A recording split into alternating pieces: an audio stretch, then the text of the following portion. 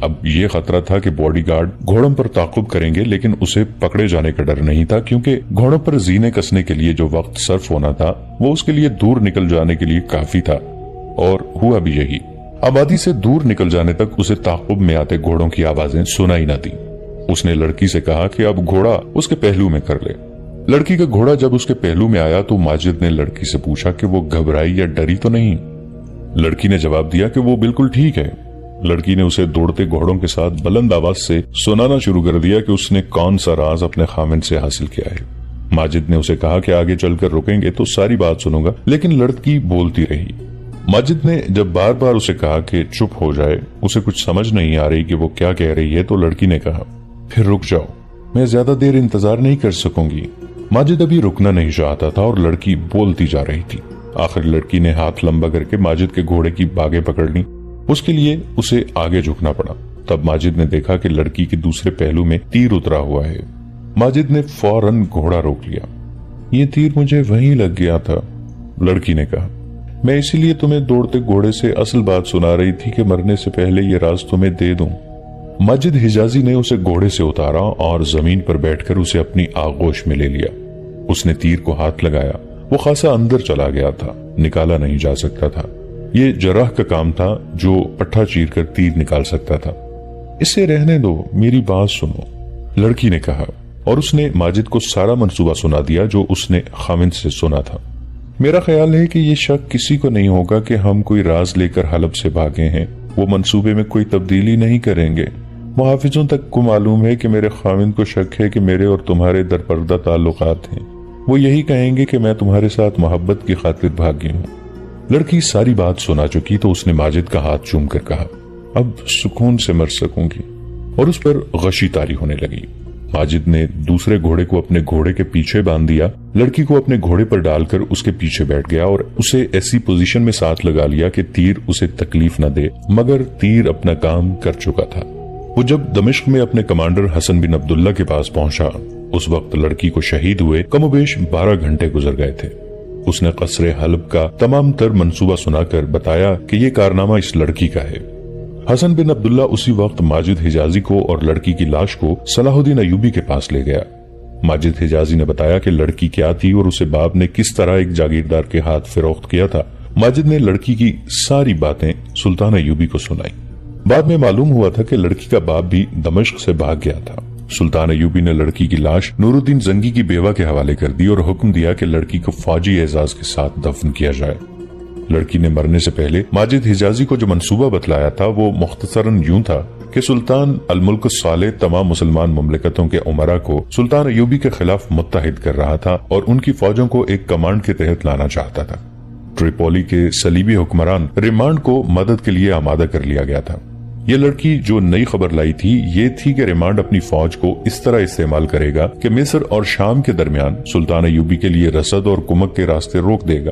اس نے یہ محسوس کر لیا تھا کہ سلطان ایوبی جنگ کی صورت میں مصر سے کمک منگوائے گا۔ اس کے علاوہ ریمانڈ سلطان ایوبی کو گھیرے میں لینے کے لیے اپنے تیز رفتار سوار دستے حرکت میں رکھے گا۔ ضرورت محسوس ہوئی تو ریمانڈ دوسرے صلیبی حکمرانوں کو بھی مدد کے لیے بلائے گا۔ حسن بن سبا کے پیروکار فدائیوں کے ساتھ صلاح الدین ایوبی کے قتل کا سودا طے کر لیا گیا تھا۔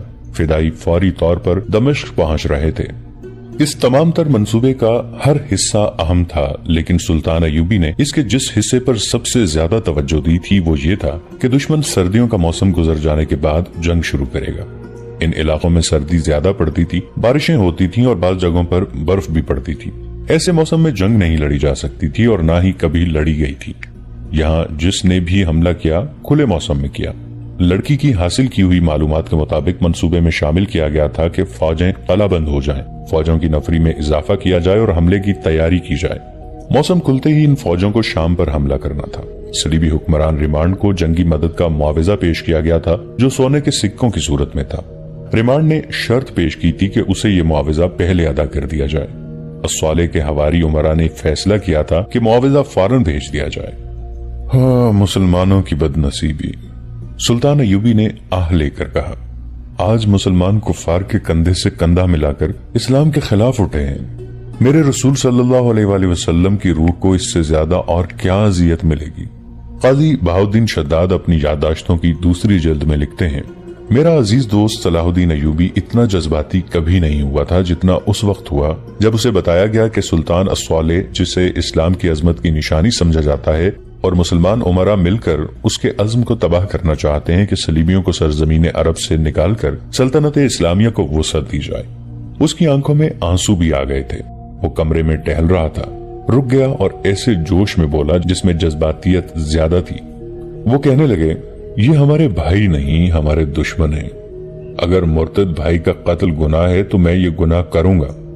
اگلے جہان دوزخ کی آگ قبول کر لوں گا، لیکن میں اس جہان اپنے رسول صلی اللہ علیہ وآلہ وسلم کے مذہب کو رسوا نہیں ہونے دوں گا۔ میرا ضمیر پاک ہے۔ اس حکومت پر لعنت، اس حکمران پر لعنت جو کفار سے دوستی کے معاہدے کرے اور کفار سے مدد مانگے۔ میں جانتا ہوں یہ سب دولت اور حکومت کا لالچ ہے۔ یہ لوگ ایمان نیلام کر کے حکومت کا نشہ پورا کرنا چاہتے ہیں۔ انہوں نے تلوار کے دستے پر ہاتھ مار کر کہا، وہ سردی میں نہیں لڑنا چاہتے، وہ برفانی وادیوں میں لڑنے سے ڈرتے ہیں۔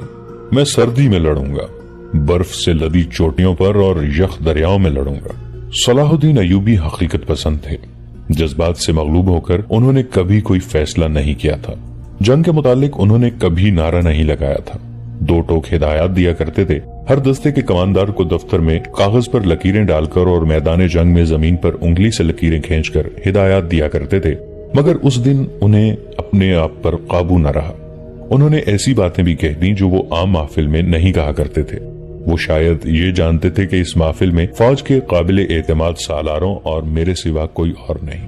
توفیق جواد، سلطان ایوبی نے دمشق کی فوج کے سالار جواد سے کہا، میں ابھی تک جان نہیں سکا کہ تمہاری فوج سردیوں میں لڑ سکے گی یا نہیں۔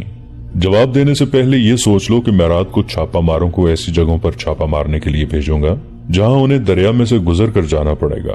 بارش بھی ہوگی اور برف بھی ہو سکتی ہے۔ میں آپ کو یہ یقین دلا سکتا ہوں کہ میری فوج میں جذبہ ہے، سالار توفیق جواد نے کہا۔ اس کا ثبوت یہ ہے کہ فوج میرے ساتھ ہے، الصالح کے ساتھ بھاگ نہیں گئی۔ میرے سپاہی جنگ کی غرض و غایت کو سمجھتے ہیں۔ اگر سپاہی میں جذبہ موجود ہو اور وہ جنگ کی غرض و غایت کو سمجھتا ہو تو وہ جلتے ہوئے ریگستان میں بھی لڑ سکتا ہے اور جمی ہوئی برف پر بھی۔ سلطان ایوبی نے کہا، اللہ کے سپاہی کو نہ رہگزار کی تپش روک سکتی ہے نہ برف کی یخ سردی۔ انہوں نے محفل کے حاضرین پر نگاہ دوڑائی اور کہا، تاریخ شاید مجھے پاگل کہے گی، لیکن میں اس فیصلے سے ٹل نہیں سکتا کہ میں دسمبر کے مہینے میں جنگ شروع کروں گا۔ اس وقت موسم سرما کا عروج ہوگا، پہاڑیوں کا رنگ سفید ہوگا، یخ جھکڑ چل رہے ہوں گے اور راتیں ٹھٹرتی ہوں گی۔ کیا تم سب میرے اس فیصلے کو قبول کرو گے؟ سب نے بیک زبان کہا کہ وہ اپنے سلطان کا ہر حکم بجا لائیں گے۔ تب ان کے ہونٹوں پر مسکراہٹ آ گئی اور وہ ایسے احکام دینے لگے جن میں جذبات کا عمل دخل نہیں تھا۔ انہوں نے کہا، آج ہی رات سے تمام فوج اس حالت میں جنگی مشقیں کرے گی کہ ہر ایک فرد سالار سے سپاہی تک کپڑوں کے بغیر ہوگا۔ صرف کمر جامہ پہنا جائے گا جس کی لمبائی گھٹنوں تک ہوگی، باقی جسم ننگا ہوگا۔ عشاء کی نماز کے فوراً بعد تمام فوج کپڑے اتار کر باہر جایا کرے گی۔ یہاں قریب ہی جھیلیں ہیں، فوج کو ان میں سے گزارا جائے گا۔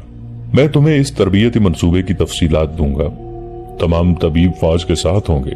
ابتدا میں سپاہی ٹھنڈ سے بیمار پڑ جائیں گے، طبیب فوراً انہیں اسی جگہ گرم کپڑوں میں لپیٹ کر اور آگ کے قریب لٹا کر علاج کریں گے۔ مجھے امید ہے کہ بیماروں کی تعداد زیادہ نہیں ہوگی۔ دن کے وقت طبیب سپاہیوں کا معائنہ کرتے رہیں گے۔ اگر طبیبوں کی تعداد کم ہو تو مصر سے بلا لو، یہاں سے ضرورت پوری کر لو۔ یہ نومبر 1174 عیسوی کا آغاز تھا۔ رات کو سردی خاصی زیادہ ہو جاتی تھی۔ سلطان ایوبی نے راتوں کی ٹریننگ کا پروگرام مرتب کر لیا اور اپنے سالاروں اور جونیئر کمانڈروں کو بلایا۔ انہوں نے مختصر سا لیکچر دیا۔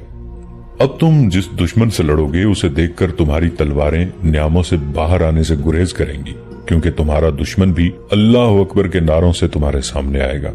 اس کے علم پر بھی وہی چاند تارا ہے جو تمہارے علم پر ہے، وہ بھی وہی کلمہ پڑھتا ہے جو تم پڑھتے ہو۔ تم انہیں مسلمان سمجھو گے مگر وہ مرتد ہیں۔ وہ اپنی نیاموں میں صلیب کی تلواریں لا رہے ہیں، ان کی ترکش میں صلیب کے تیر ہیں۔ تم ایمان کے پاسبان ہو، وہ ایمان کے بیوپاری ہیں۔ خود ساختہ سلطان الصالح بیت المال کا سونا اور خزانہ اپنے ساتھ لے گیا ہے اور اس نے قوم کی یہ دولت تریپولی کے صلیبی حکمران کو اس مقصد کے لیے دے دی ہے کہ وہ اسے جنگی مدد دے کر تمہیں شکست دے۔ یہ شکست تمہاری نہیں، اسلام کی شکست ہوگی۔ یہ خزانہ قوم کا ہے، قوم کی دی ہوئی زکوٰۃ کا ہے۔ یہ خزانہ شراب اور عیاشی میں بہ رہا ہے اور اسی خزانے سے کفار کے ساتھ دوستانے گانٹے جا رہے ہیں۔ کیا تم قومی خزانے کے چور کو اپنا سلطان تسلیم کرو گے؟ نہیں نہیں کے ساتھ کچھ آوازیں لعنت لعنت کی بھی سنائی تھی۔ سلطان ایوبی نے کہا، میں نے جن اصولوں پر مصر کی فوج تیار کی ہے وہی اصول تمہیں بتانا چاہتا ہوں۔ بنیادی اصول یہ ہے کہ دشمن کے انتظار میں اپنے گھروں میں نہ بیٹھے ہو۔ یہ کوئی اصول نہیں کہ دشمن حملہ کرے تو تم حملہ روکو۔ تمہیں یہ اصول قرآن نے دیا ہے کہ جنگ ہو تو لڑو، جنگ نہ ہو تو جنگ کی تیاری میں مصروف رہو۔ جو ہی تمہیں پتا چلے کہ دشمن تم پر حملہ کرنے کی تیاری کر رہا ہے اس پر حملہ کر دو۔ یاد رکھو، جو مسلمان نہیں وہ تمہارا دوست نہیں۔ کافر تمہارے قدموں میں آ کر سجدہ بھی کرے تو بھی اسے اپنا دوست نہ سمجھو۔ دوسرا بنیادی اصول یہ ہے کہ سلطنت اسلامیہ اور قوم کی آبرو کے پاسبان تم ہو۔ اگر تمہارے حکمران بے غیرت ہو جائیں، قوم بدکاری میں تباہ ہو جائے اور دشمن غالب آ جائے تو آنے والی نسلیں کہیں گی کہ اس قوم کی فوج نااہل اور کمزور تھی۔ یہ ہوتا آیا ہے اور ہوتا رہے گا کہ حکمرانوں کی بدعمالیاں فوج کے حساب میں لکھی جاتی ہیں، کیونکہ فتح و شکست کا فیصلہ میدان جنگ میں ہوتا ہے۔ حکمرانوں کی عیش پسندی اور مفاد پرستی فوج کو کمزور کر چکی ہوتی ہے، پھر شکست کی ذمہ داری فوج کے کندھوں پر ڈال دی جاتی ہے۔ پھر کیوں نہ تم ابھی سے اپنے خلیفہ اور حکمرانوں کو ٹھکانے لگا دو جو تمہاری اور قوم کی ذلت اور رسوائی کا باعث بن رہے ہیں۔ میں نہیں بتا سکتا کہ میں جس جنگ کی تیاری کر رہا ہوں وہ کیسی ہوگی، صرف یہ جانتا ہوں کہ وہ بڑی ہی سخت جنگ ہوگی۔ سخت ان معنوں میں کہ تمہیں انتہائی دشوار حالات میں لڑا رہا ہوں۔ دوسری مشکل یہ ہے کہ تمہاری تعداد کم ہوگی۔ اس کمی کو تم جذبے اور ایمان کی قوت سے پورا کرو گے۔ سلطان ایوبی نے انہیں یہ بھی بتایا کہ دشمن کے جاسوس ان کے درمیان موجود ہیں اور ان جاسوسوں کا طریقہ کار کیا ہے۔ اور تم یہ مت سوچو کہ صلاح الدین ایوبی مسلمان ہے۔ خلیفہ کا درجہ پیغمبر جتنا ہوتا ہے۔ نجم الدین ایوب کے اس مرتد بیٹے نے خلیفہ کو قصر خلافت سے نکال دیا ہے اور شام پر غاصبانہ قبضہ کر کے مصر اور شام کا بادشاہ بن گیا ہے۔ اگر تم خدا کے قہر سے بچنا چاہتے ہو، زلزلوں اور طوفانوں سے محفوظ رہنا چاہتے ہو تو صلاح الدین ایوبی کو شرمناک شکست دے کر سلطنت کی گدی بحال کرو۔ یہ آواز ایک امیر کی تھی جو حلب میں اپنی فوج کو سلطان ایوبی کے خلاف بھڑکا رہا تھا۔ اس نے کہا، سردیوں کا موسم نکل جائے تو ہم دمشق پر حملہ کریں گے۔ اس دوران ہم فوج میں اضافہ کریں گے اور تم جنگ کی تیاری کرتے رہو گے۔ ذہنی تخریب کاری کے بغیر جنگ جیتنا بہت مشکل ہے۔ یہ آواز صلیبی فوج کے ایک مشیر کی تھی جسے ریمانڈ نے الصالح کے پاس بھیجا تھا۔ وہ کہہ رہا تھا، ہم تمہارے کسی شہر میں آ کر نہیں لڑیں گے۔ ہم مصر سے آنے والی کمک کو روکیں گے اور موقع دیکھ کر سلطان ایوبی کو کہیں گھیرے میں لے لیں گے۔ آپ کی فوج دمشق پر حملہ کرے گی۔ سردیوں کے موسم میں نہ آپ حملہ کر سکتے ہیں نہ صلاح الدین ایوبی۔ آپ اس وقت سے فائدہ اٹھائیں۔ مجھے جو خطرہ نظر آ رہا ہے وہ یہ ہے کہ آپ کی قوم آپس میں لڑنے سے گریز کرے گی۔ آپ ان علاقوں میں جو آپ کے قبضے میں ہیں اپنی قوم کو صلاح الدین ایوبی کے خلاف بھڑکائیں۔ ان کا بہترین حربہ آپ کا مذہب اور قرآن ہے۔ اس مقصد کے لیے مذہب، قرآن اور مسجد کو استعمال کریں۔ ہم نے مسلمانوں میں یہ کمزوری دیکھی ہے کہ مذہب کے نام پر جلدی بھڑکتے ہیں۔ اگر آپ ہماری مدد کریں تو ہم آپ کو یہ تخریب کاری دمشق میں بھی کر کے دکھا دیں گے۔ یہ دیکھ کر میرا سر شرم سے جھک جاتا ہے کہ 5 سال گزر گئے ہیں، ہم سے ابھی صلاح الدین ایوبی قتل نہیں ہوا۔ یہ آواز فدائی قاتلوں حشیشین کے مرشد شیخ سنان کی تھی۔ وہ ان فدائیوں سے جنہیں سلطان ایوبی کے قتل کے لیے بھیجا جا رہا تھا یہ کہہ رہا تھا، ایوبی پر ہمارے 4 حملے ناکام ہو چکے ہیں، ناکام بھی ایسے کہ ہمارے آدمی مارے گئے اور زندہ بھی پکڑے گئے۔ حسن بن صبا کی روح مجھ سے جواب مانگ رہی ہے، کیا تم اسے زہر نہیں دے سکتے؟ کہیں چھپ کر اسے تیر کا نشانہ نہیں بنا سکتے؟ کیا تم اپنی موت سے خوفزدہ ہو گئے ہو؟ اپنے حلف کے الفاظ بھول گئے ہو؟ میں اب یہ نہیں سننا چاہتا کہ صلاح الدین ایوبی ابھی زندہ ہے۔ وہ زیادہ دیر زندہ نہیں رہے گا، ایک فدائی نے کہا اور اس کے ساتھیوں نے اس کی تائید کی۔